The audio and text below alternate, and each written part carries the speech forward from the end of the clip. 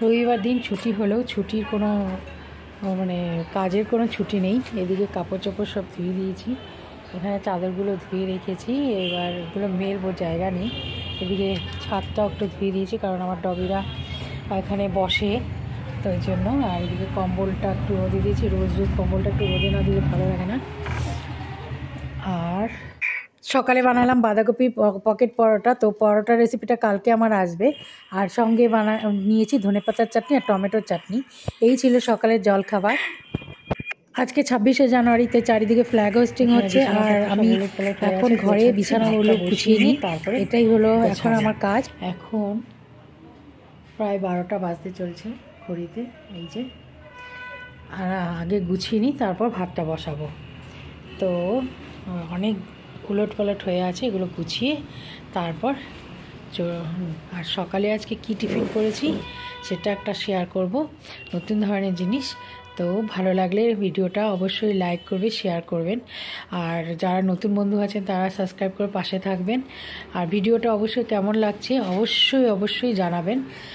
বিছানা গোছানো হয়ে গেছে, এবার চলে এসেছি ভাত বসাতে। আর সঙ্গে সবজিও কেটে নেবো, আজকে একটা মিক্স ভেজ সবজি করব, সেই জন্য ভাতটা বসিয়ে নিয়ে সবজিগুলো কেটে নেব। সব সবজি কেটে নিয়েছি, বিনস, গাজর, ক্যাপসিকাম, সিম আর ফুলকপি। এবার চলুন রান্নাটা শুরু করি। আলুটা শুধু কাটিনি, আলুটা ওখানে কেটে নেবো। আগে তরকারিগুলো একটু ভাপিয়ে নিচ্ছি। এদিকে আমার ভাতও ফুটে গেছে, তো এবার আমি তরকারিটা বসাচ্ছি। কড়াইতে সামান্য জল দিয়ে নুন দিয়ে দিলাম 1/2 চামচ, আর সবজিগুলো সব দিয়ে দিলাম হালকা ভাপানোর জন্য। তো এবার সবজিগুলো দিয়ে হালকা ভাপিয়ে উঠেছে, তো এবার আমি এটাকে ঠান্ডা করলাম আর এবার তুলে নিলাম। আর সবজিগুলো তোলা হয়ে গেছে, এবার নিয়ে নিচ্ছি। কড়াইতে 2 চামচের মতো তেল দিলাম, আর দিয়ে দিলাম জিরে ফোড়ন, আর দিয়ে দিলাম সবজিগুলো, সব সেদ্ধ করা সবজিগুলো। এবার একটু নেড়ে চেড়ে ওটাকে একটু ভালো করে ভেজে নেব, মানে তেলের সাথে ভালো করে ভাজা করতে হবে। দিয়ে দিলাম হলুদ 1/2 চামচ আর স্বাদ মতো নুন। নুনটা আগে দিয়েছিলাম তাই। তারপর দিয়ে দিলাম ক্যাপসিকামটা, কারণ ক্যাপসিকামটা একটু ক্রাঞ্চি ভালো লাগে, বেশি সেদ্ধ করলে আগে ভাপিয়ে নিলে ভালো হতো না, তাই জন্য। আর একটুখানি দিয়ে দিলাম হালকা ছোট্ট একটা পেঁয়াজ। পেঁয়াজটা অপশনাল, যদি ইচ্ছা হয় দেবে, না দিলেও হয়। তো পেঁয়াজ দিয়ে দিলাম, এবার এটাকে ভালো করে ভেজে নেব। এবার দিচ্ছি জিরে গুঁড়ো, ধনে গুঁড়ো, লঙ্কা গুঁড়ো, সব 1/2 চামচ করে লঙ্কা গুঁড়ো দিয়েছি। আর দিচ্ছি কাশ্মীরি লঙ্কা গুঁড়ো শুধু রঙের জন্য।